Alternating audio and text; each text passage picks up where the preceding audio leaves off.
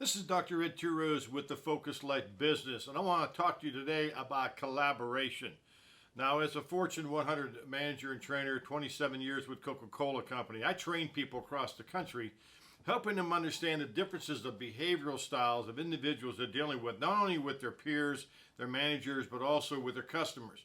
And one of the biggest things right now that we see in business today, and one of the main problems we see is that people have a problem with personality differences. I see it in every aspect that I'm involved with in business, in church, in ministry, any type of aspect where people come together, there's going to be some type of conflict based on personality differences. And this is why I teach on the adapt, blend, and connect, the ABC. How do I adapt, blend, and connect with other personality styles? Now, as a manager in Fortune 100, I would be called into different arenas and different markets across the country, and I'd be working with the Minute Maid team of the Coca-Cola Company, were my peers, and a food broker that basically managed our line for us, and they were paid a major commission of what they sold, and in most cases, we were the number one brand in that specific broker food warehouse because they obviously had other companies they were selling to. So we had business managers, administrators who we were dealing with constantly. And so we had to be able to understand how do we get together and collaborate as a team. I was working up in Grand Rapids one time doing a training with some individuals with a major customer up there, one of the major retailers in that area. It's a privately owned company. And they were getting ready to make some decisions on putting a new plan together for the new year. And I was up equipping them on the different personality, obviously, individuals they're dealing with, but also the personality of the customers. And in the middle of that meeting, as we're collaborating and trying to put together, I knew that my peer that was leading that region, he was a regional manager, he was a national sales manager for that region. What he did was that he was a very dominant, very direct individual, people person, and he would kind of guide things along specifically in that organization.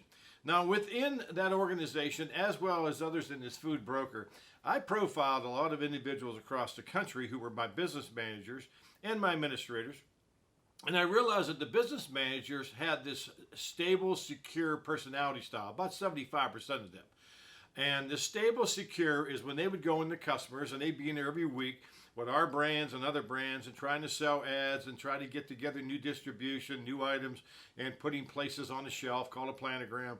And they would be doing things on a weekly basis, but they were stable and secure. And in most cases, they would not speak up. They just wanted to be told what they want, what we told them to do. They would go execute it. They were great executors, great team players. But guess what? We need to collaborate more to help everybody bring what they need to bring to the table. That's why, as a manager, I would look to those individuals that are more quiet, that stable, secure type of personality, the compliant personality styles that need more details.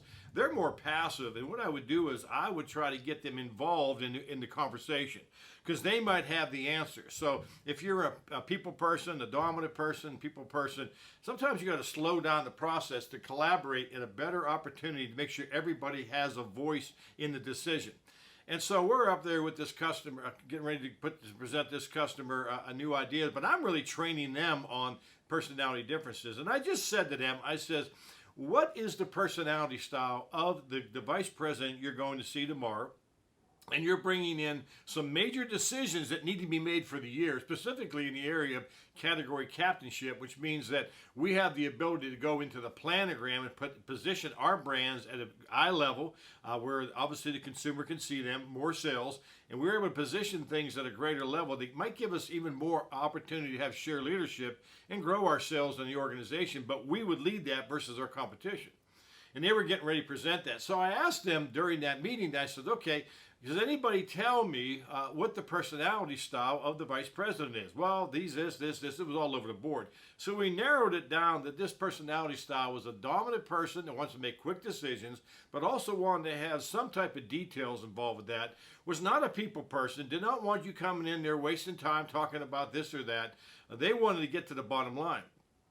And so what I did was I asked them, I said, okay, if this is the personality style, let me see your presentation. Well, the presentation was 35 pages. Hello. We're talking about collaborating to see a greater result in the organization. I said, first of all, you're dealing with a dominant personality style. They want things top line. They want things very quickly. So I would cut this presentation down to about 5 to 7 pages. The back end of this presentation, I would email this individual the next day saying there's additional information we're going to send you or a couple follow-ups we need to do. We're not going to do them at this meeting. We'll send an email to back that up. So we reworked. We literally stopped the training. We started collaborating with each other. We found out that this dominant personality style, this compliant personality style, very task-oriented, not people-oriented. And remember, the I and the S style, my peer up there and the business managers were IS. They were people individuals. You know, they just wanted to talk, have fun. Well, this guy wanted the bottom line. So we recreated a presentation. I went through it with them. I helped them collaborate on this, and they went in there that day. And they made this presentation, and I'm getting ready to fly out because my training was done. And when I got a phone call at the airport from the gentleman that was overseeing the market from our company, and he said, the vice president of the organization said, this was the best presentation I've ever seen you guys present to me. It was right short to the sweet. It was the decision making I need to make. It was the PowerPoint. It was the key elements. And then there was some backup there that we'll email you later. The meeting usually lasts an hour. It lasts about 50 minutes. They got out of there a little bit early. They had the decisions. He said, before you walk out the door, he pointed at them and says, based on what you just did for me right now and this presentation, he said, and the brands you have, I'm going to give you category captainship over our competition. Well, that was a big deal because our competition had a little bit greater share than we did. And so we were able to go back in that organization and reposition our brands right at eye level, right where the consumer saw them, because we collaborated together, but we helped identify each the individuals we were dealing with and modified, adapted, blended, connected our personality style with the individuals dealing with. Now, I'm talking about collaborating to have a greater win-win result. And this is where we have a mistake sometimes when we go in and deal with people. We don't understand their personality style, how to collaborate with them, how to slow the process down or speed the process up, in this case, to be able to help them identify this personality style, make the presentation adequate for that individual and the details that come later, and be able to see a win-win within the organization. Now, again, they've been working on this presentation and working on this idea for months, trying to secure this category captainship that maybe be able to position our brands on the shelf of all these stores. And these are high-profile stores. In fact, this customer is one of the top 5 customers in the United States, and they were able to secure that. Well, I got a letter back from my peer and said, listen, thank you so much. You taught us how to collaborate together, but you taught us how to identify the personality style of individuals. Now, that's what I do at the Focus Life Institute. I have the Focused Advanced Skills Training courses, Fast Track I call them. They're in our Focus Life Institute /business. You'll see that when you go online, you'll see the tab for that. But I have individual courses there on personal and behavioral development, but also the essential soft skills. And that's one of the essential soft skills right now, not only communication, but also collaboration, how to work with each other. Now, that same thing appeared when I would go into other markets. I was in New York City one time, and I was working with my peer up there with the company, and he had an administrator. Okay, well, administrations, in most cases, administrators have a stable, secure, and a compliant, detailed type of personality style. Well, he's the ID style. He's a people person. He's dominant. He's direct. He's coming in there. Well, there was a situation every single month where you had to plug into our system all the deals from every customer. So what he would do was you had to have those in on the 30th. So he would walk into her office on the 28th and say, hey, here's 150 things you have to load into the system. You know what she would do? She'd look at him, he'd walk out the door, she'd put it over in a pile and says, that's not on my agenda. I already have my week scheduled. See, I'm a stable, compliant, I do things one at a time. That's what I'm successful at. And so he was not collaborating or adapting, blending, connecting his style with her. So he was getting mad because guess what? That would never get in. He had to start putting them in. Now, listen, there's an administration job. I would never do that administration job because I worked smarter than he did. What I would do was, and I went back and told him was, make sure that you give this a week in advance, the Thursday before everything's done before, a week in advance.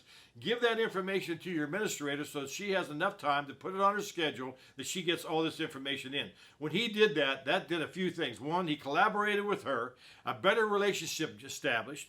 He didn't have to do all that work. She knew what she had to get in, and our company was satisfied because there wasn't deductions, there wasn't issues on the financial management side. See, one area of collaboration, adapting, blending, connecting with other people, understanding how they operate compared to who you are, can really save you time, money, and bring more profitability, both to you personally and professionally, but also to the company you're working with. So I want you to be thinking about these things. Check out our courses on the essential soft skills and the personal and behavioral development on the Focus Advanced Skills Training at www.focuslifeinstitute/business.com/business, and you'll see that tab there. I'm here to help you based on my 27 years in Fortune 100 with Coca-Cola, 10 years with Unilever, 37 years. I've seen a lot of things, but I'll tell you what, I'm here to help you collaborate and be able to see greater levels in your personal and professional life. And remember this, your focus, it does determine your future.